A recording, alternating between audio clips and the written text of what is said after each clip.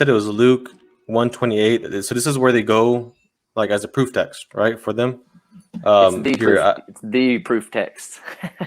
So walk me through this one, because I've actually here I have here. I want to see if I can make it full screen for the people to see easily. Can you see this? Can you see? Yes. Okay. So you said it's verse 28, right? Yep. Okay. Yeah. So okay. So that verse, says, and he came to her, talking about Gabriel, right, the angel, and he came to Mary and said, "Greetings, O favored one, the Lord is with you." Okay. Now you got a greeting. You have the Greek word for "O favored one." That's one Greek word, and then the Lord is with you, which is another good phrase to show. The Lord was with Gideon. The Lord was with the Apostle Paul, and even at the last part of the Great Commission. And lo, I am with you even to the end of the age. My point there is that's language used that God is with the saints the same way, like he's with his people, showing that Mary is not distinct and unique in any way. But what they do is in the "O favored one," they try to say, well, she was full of grace because, this is the interesting part, because of the perfect passive participle.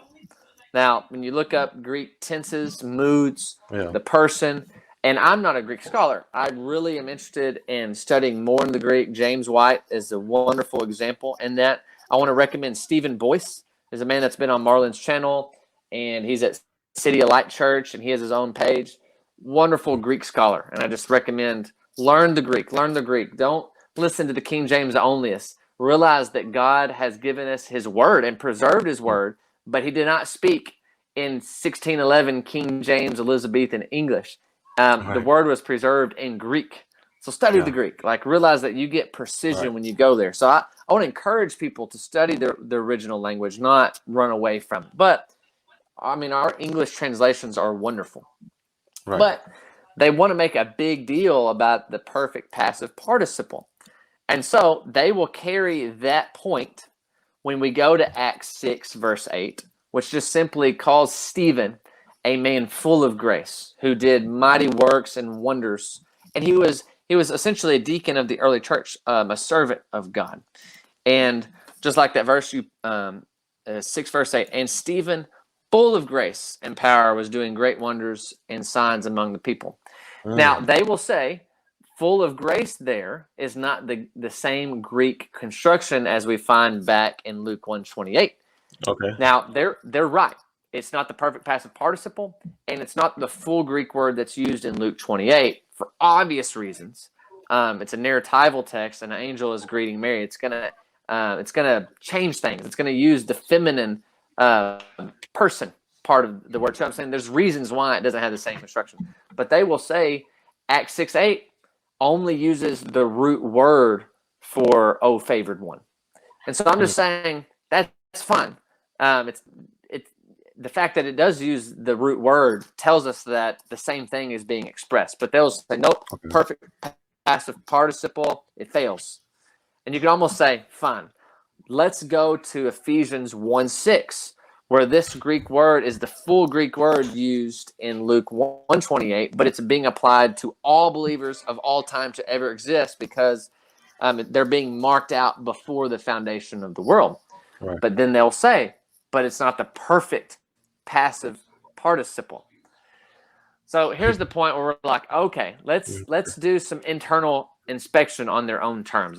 If the perfect passive participle is going to give them what they want, let's just go to that Greek word and see if it means sinlessness, which it doesn't in my debate. Yeah. It just means someone who's receiving grace, and that's a huge point. Mary was a recipient of grace. She doesn't mediate grace or dispense grace to other believers. She received grace the same way that we did. That's why we go on to the text to see that she was referred to as one that's received favor from the Lord. Favored one. So my point is, we can go to a different Greek word that doesn't mean sinlessness. So like if we were to go to Matthew 25:34, where it just says, blessed are you. Now this is the plural you. Blessed of my Father to inherit the kingdom before the foundation of the world. Well, that uses the perfect passive participle too, to express receiving this blessing from God. But they don't conclude that all believers to inherit the kingdom are so blessed in a way that excludes us from sin. So my point there is, and James White used that in his debate against Jerry Matitix, and I thought it was an excellent point. It demonstrates we can use other words that don't mean sinlessness, apply them with the same logic, but it has the perfect passive participle. But in that context, it's to all believers. But it's absurd to think that it means that the believers are without sin. Right. So I thought that was good. Now, this is where Robert Boylan actually helped me go one step further, and I don't think that Matthew quite understood where I was going with this. Okay. So Roman Catholics have a different canon than Protestants, right? They have this Deuterocanonical canon, which we would call Apocrypha text. If you go to Sirach 18, verse 17, by the way, my dad was like, why'd you say Sirach? I'm like, it's a different book in their canon. And Robert, kind of pulled this up. Okay. Robert, if you want, you can pull up. Oh, yeah, he's talking about the perfect passive participle not being present. Yeah, in Sirach 18:17. So this Greek word means full of grace, the same way that it's being applied to Mary. Same word that's also in Ephesians 1:6. But in Sirach 18:17, it has the perfect passive participle. And it's being referred to a generic person that ought to give alms and is not anywhere in the context expressing that they are without sin. It's a generic person. So it demonstrates an internal critique. They are making a case of special pleading with Mary. It's just not how we do exegesis.